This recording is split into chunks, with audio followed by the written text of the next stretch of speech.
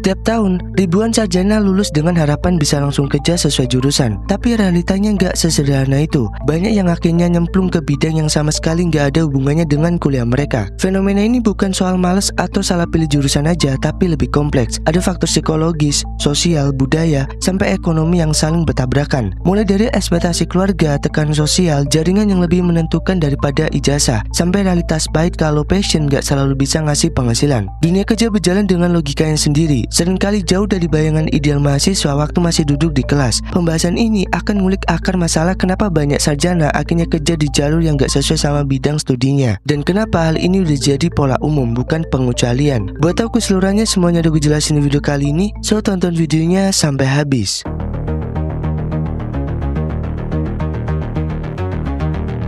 Banyak sarjana akhirnya kerja nggak sesuai jurusan karena jurang antara apa yang diajarin di kampus sama yang dibutuhin di dunia kerja terlalu lebar. Kampus masih berat ke teori, sementara perusahaan maunya orang yang langsung bisa jalan, ngerti alat, ngerti sistem, dan bisa kasih hasil. Mahasiswa habisin 4 tahun buat nyusun skripsi dengan teori yang kadang udah ketinggalan, tapi pas masuk dunia kerja disuruh kuasain hal-hal yang praktis dan up to date. Masalahnya bukan cuma di kurikulum yang jalan lambat, tapi juga cara pandang pendidikan tinggi yang masih anggap gelar sebagai pencapaian utama. Banyak universitas sibuk pamer jumlah lulusan tapi nggak pernah benar-benar pastiin lulusan itu punya kemampuan yang sesuai dengan realitas kerja. Akhirnya banyak sarjana keluar dengan title akademik tapi pas nyari kerja malah kebingungan karena skill yang dipunya nggak nyambung sama kebutuhan industri. Perusahaan sekarang lebih percaya sama skill yang bisa dibuktiin langsung ketimbang ijazah. Itu kenapa banyak sarjana akhirnya banting setir kerja di luar bidangnya. Jurusan yang dulu dipilih dengan penuh harapan jadi nggak relevan karena di lapangan yang dihitung adalah kemampuan buat adaptasi. Jadi jangan heran kalau ada lulusan teknik yang akhirnya jadi sales, lulusan hukum kerja di administrasi, atau lulusan ekonomi masuk ke bidang operasional. Bukan karena mereka gagal, tapi karena kebutuhan kerja nggak sejalan dengan jurusan kuliah. Pasar kerja juga bergerak lebih cepat daripada kampus. Industri digital berubah tiap tahun, tapi kampus masih sibuk bahas kurikulum yang baru direvisi aja bisa makan waktu bertahun-tahun. Akibatnya, lulusan jadi ketinggalan jauh. Mereka keluar dengan bekal teori yang kuat, tapi kalah sama orang yang mungkin nggak punya gelar sarjana, tapi udah lama ngasih skill praktis dan terbiasa ikutin perkembangan industri.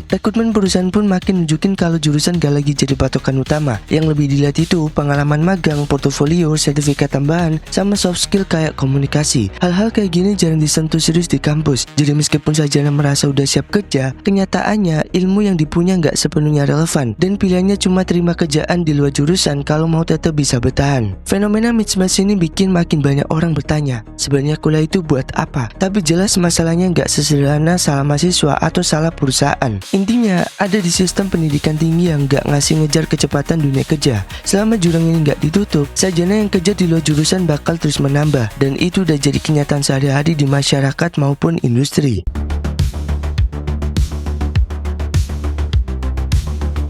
Fenomena banyak sarjana yang akhirnya kerja nggak sesuai jurusan juga nggak lepas dari cara orang membandingkan dirinya dengan orang lain. Dalam psikologi sosial, ada konsep yang disebut social comparison theory. Intinya, manusia punya kecenderungan untuk menilai posisi dirinya dengan melihat pencapaian orang lain. Sarjana yang baru lulus sering merasa ada tekanan tambahan kalau lihat teman-temannya sudah kerja di tempat yang terlihat lebih mapan, punya gaji yang lebih tinggi, atau kelihatan lebih sukses di mata orang sekitar. Tekanan perbandingan ini bikin banyak orang akhirnya masuk ke pekerjaan yang sama sekali nggak nyambung sama jurusan kuliahnya, tapi terlihat lebih bergengsi atau lebih menjanjikan secara status sosial. Dari sini muncul masalah lain yang disebut status anxiety. Banyak sarjana sebenarnya punya pilihan kerja yang sesuai dengan jurusan, tapi dianggap kurang keren atau nggak sejalan dengan standar sosial tentang kesuksesan. Misalnya, kerja di bidang penelitian atau pekerja teknis yang butuh proses panjang tapi dianggap lambat secara finansial. Di sisi lain, ada pilihan kerja di industri yang lebih cepat kasih pengakuan, lebih kelihatan mentereng walaupun jauh dari bidang yang dipelajari di kampus. Banyak orang akhirnya lebih pilih opsi kedua demi menjaga citra dirinya di mata orang lain.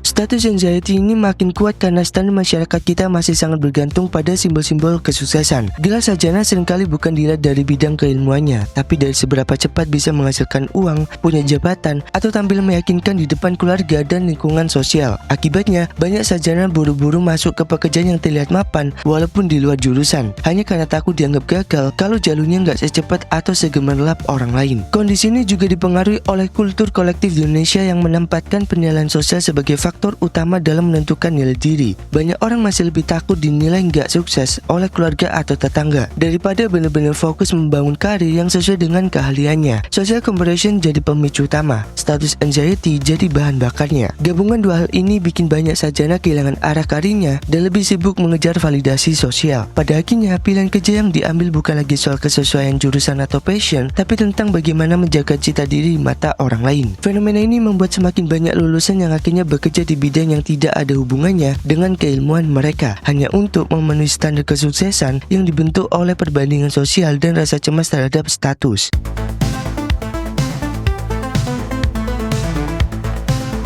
Kalau ngomongin kenapa banyak sarjana akhirnya kerja nggak sesuai jurusan, faktor keluarga nggak bisa lepas dari pembahasan. Pierre Bourdieu pernah ngenalin istilah kultural kapital, yaitu modal budaya berupa gelar, nilai, pengetahuan, dan status pendidikan yang dipandang bisa dipakai untuk naik kelas sosial. Di banyak keluarga, terutama di Indonesia, kuliah masih dianggap tiket emas buat dapat kerjaan mapan. Harapannya sederhana, anak sekolah tinggi biar bisa hidup lebih baik dari orang tuanya. Masalahnya, pandangan ini seringkali nggak sesuai dengan realitas lapangan. Gelar sarjana memang memberi keuntungan tertentu, tapi nggak otomatis bikin orang bisa langsung masuk ke pekerjaan ideal sesuai jurusan. Industri nggak lagi sekedar butuh ijazah, tapi lebih menilai skill, pengalaman, dan kemampuan adaptasi. Harapan keluarga yang terlalu tinggi sering bikin sarjana terjebak. Mereka dituntut cepat dapat kerja, apapun jenisnya, yang penting terlihat berhasil. Dari sini, banyak lulusan akhirnya ambil pekerjaan yang ada lowongannya, meski nggak ada hubungannya dengan bidang studi. Bukan karena nggak punya pilihan, tapi karena ada tekanan dari keluarga untuk segera menghasilkan. Ekspektasi ini terasa berat, terutama buat mereka yang orang tuanya udah habiskan banyak biaya dan tenaga buat kuliahin anaknya. Sarjana dipaksa buat cepat membuktikan bahwa investasi keluarga itu nggak sia-sia. Ekspektasi keluarga juga nggak berhenti di situ. Banyak orang tua masih punya gambaran klasik tentang pekerjaan bergengsi. Profesi yang dianggap aman dan mapan biasanya seputar pegawai negeri, bank, atau perusahaan besar. Kalau jurusan yang diambil ternyata nggak punya jalur langsung ke sana, lulusan terpaksa belok arah demi memenuhi bayangan keluarga. Jadi walaupun kuliah di jurusan tertentu, ujung-ujungnya masuk ke bidang yang sesuai ekspektasi orang tua, bukan jurusan yang udah ditempuh. Tekanan ini sering bikin sarjana harus kompromi, idealismenya dikorbankan demi memenuhi tuntutan keluarga dan norma sosial. Apalagi dalam budaya kolektif, nilai diri anak seringkali diukur dari seberapa cepat dia bisa balas budi lewat gaji dan status pekerjaan. Kalau terlalu lama mengejar jalur yang sesuai jurusan tapi belum ada hasil, keluarga mulai anggap itu sebagai kegagalan. Akhirnya banyak sarjana jalan di jalur yang sama sekali nggak nyambung dengan kuliahnya, hanya karena ada beban ekspektasi untuk cepat membuktikan diri. Kultural kapital dalam bentuk gelar yang sebenarnya jadi modal untuk mobilitas sosial malah berubah jadi tekanan yang bikin banyak orang kehilangan arah karir yang sebenarnya mereka mau.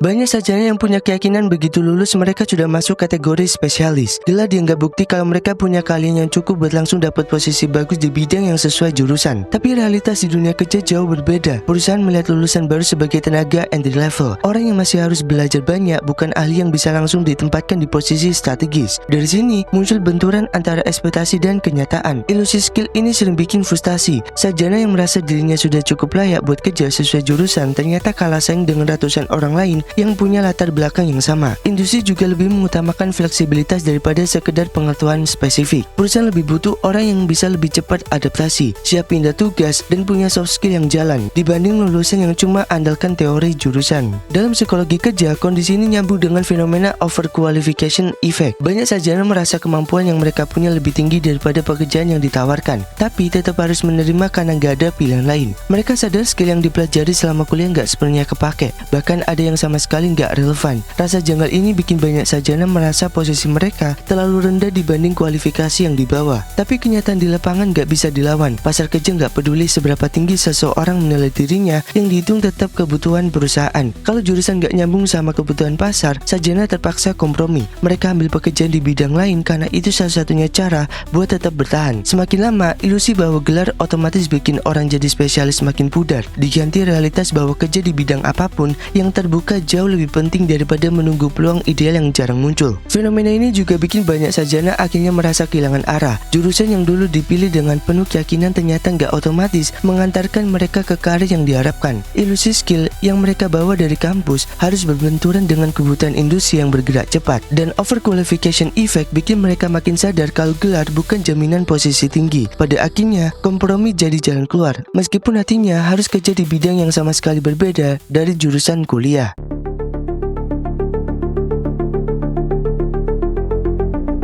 Banyak sarjana akhirnya kerja nggak sesuai jurusan karena faktor ekonomi yang nggak bisa ditunda. Setelah lulus, tuntutan hidup datang lebih cepat daripada kesempatan kerja di bidang yang sesuai. Cicilan harus dibayar, kebutuhan sehari-hari terus jalan, dan di banyak kasus ada keluarga yang juga bergantung. Dalam kondisi kayak gini, pilihan ideal buat kerja sesuai jurusan jadi kalah penting dibanding kebutuhan untuk segera punya penghasilan. Fenomena ini jelas terasa di Indonesia. Job security nyaris nggak ada, lapangan kerja formal yang sesuai jurusan juga terbatas, sementara biaya hidup nggak pernah turun. Sarjana yang baru lulus seringkali nggak punya waktu untuk menunggu kesempatan yang pas. Mereka harus ambil peluang apapun yang ada di depan mata, entah itu jadi sales, admin, atau kerja di bidang yang jauh dari jurusan. Bukan karena nggak mampu, tapi karena bertahan hidup lebih penting daripada menunggu pekerjaan yang sesuai idealisme. Survival mentality ini bikin banyak orang lebih fokus pada bagaimana bisa bertahan daripada mengejar kesesuaian jurusan. Ketika realitas ekonomi menekan, fleksibilitas jadi kunci. Orang yang awalnya punya cita-cita bekerja sesuai bidang keilmuan harus menurunkan standar, karena kalau terlalu lama bertahan tanpa penghasilan, tekanan finansial bisa lebih berat. Di titik ini, kesesuaian jurusan dianggap sebagai kemewahan yang gak semua orang bisa dimiliki. Situasi ini juga diperparah dengan struktur ekonomi yang belum mampu menyerap jumlah lulusan baru setiap tahun. Jumlah sarjana terus bertambah, tapi lapangan kerja yang benar-benar sesuai bisa nggak ikut berkembang dengan kecepatan yang sama. Akhirnya, adaptasi jadi satu-satunya cara.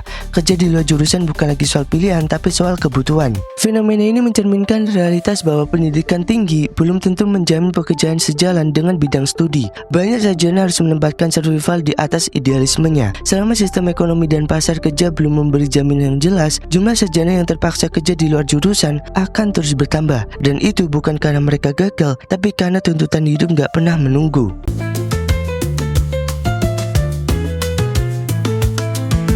Kalau ditarik garis besar, fakta kalau banyak sarjana kerja di luar jurusan bukan sekedar soal pilihan individu, tapi hasil benturan antara idealisme dan realitas. Sistem pendidikan nyiapin orang buat jalur tertentu, tapi dunia kerja jalan dengan aturan yang beda. Ada pengaruh ekonomi, jaringan sosial, ekspektasi keluarga, sampai ilusi tentang passion yang akhirnya runtuh begitu berhadapan sama kebutuhan hidup. Semua faktor itu saling dorong dan tarik, bikin lulusan terpaksa ambil jalan yang mungkin gak pernah mereka bayangin. Well, gimana menurut lo tentang fenomena ini? Tulis pendapat lo di kolom komentar. Terima kasih udah nonton video ini. Sampai ketemu di video selanjutnya.